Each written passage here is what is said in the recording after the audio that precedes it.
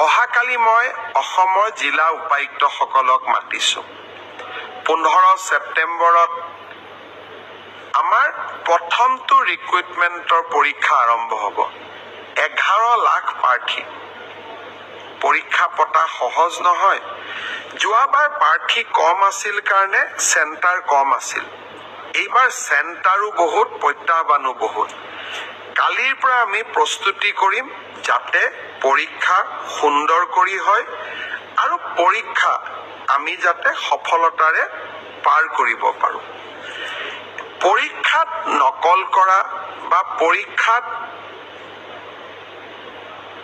নিয়মৰ বাহিৰত গৈ যিসকলে কপি কৰে, নকল কৰে, তেওঁলোকৰ বিৰুদ্ধে আমাৰ চৰকাৰে এখন বিধানসভাত আইন প্ৰণয়ন কৰিছে। ইয়াৰ ফলত পৰীক্ষাত নকল কৰা ব্যক্তিজনক গ্ৰেপ্তাৰ কৰাৰ উপৰিও তেওঁৰ ঘৰুৱা সম্পত্তিসমূহো চৰকাৰে অধিগ্ৰহণ কৰাৰ এক ডাঙৰ ক্লজ এই আইন কেইখনত আছে। 2 দিনৰ ভিতৰতে আমি এই আইনখনৰ বিষয়েও বহুল প্ৰচাৰ কৰিম।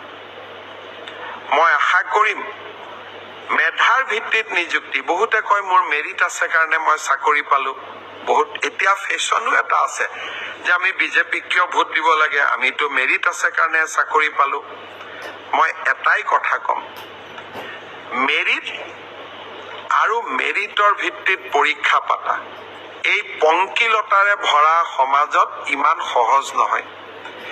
এক প্ৰকাৰ অহা কালি পৰহিৰ পৰা আমাৰ অফিচাৰসকলে ৰাতিয়ে দিনে কাম কৰিব লাগিব যাতে 15 ছেপ্টেম্বৰৰ পৰীক্ষা নিকা হয়।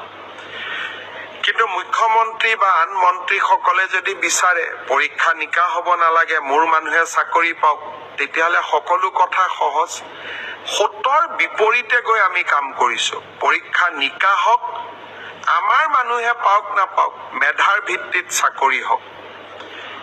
এই সংকল্পক সিদ্ধিলৈ ৰূপান্তৰ কৰা এটা অতি কঠিন কাম। 15 ছেপ্টেম্বৰত আমি আকৌ এটা শিক্ষাৰ্থীসকলেও পৰীক্ষা দিব, চৰকাৰেও এটা কঠিন পৰীক্ষাৰ সন্মুখীন হ'ব। মই আপোনালোকৰ সহায় সহযোগিতা বিচাৰিম। আমি কেইবাটাও টেলিফোন নম্বৰ দিম। কোনোবাই যদি ক'ৰবাত কিবা এই ধৰণৰ বেআইনী ঘটনাৰ সুযোগ পায়, নকল কৰাৰ ঘটনাৰ খবৰ পায়, কিবা নকৰিবলগীয়া কাম কৰিব এনেকুৱা আগতীয়া খবৰ পায়, আপোনালোকে যাতে আমাক জনাব পাৰে।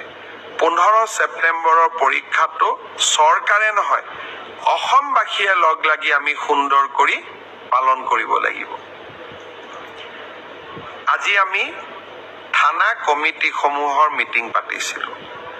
অসমত থানাসমূহে ক্ৰিমিনেল ইনভেষ্টিগেশ্যনো কৰে আৰু নাগৰিকসকলৰ বাবে কিছুমান সেৱা আগবঢ়ায়, যেনে এক্সিডেণ্ট হ'লে এক্সিডেণ্ট ৰিপৰ্ট,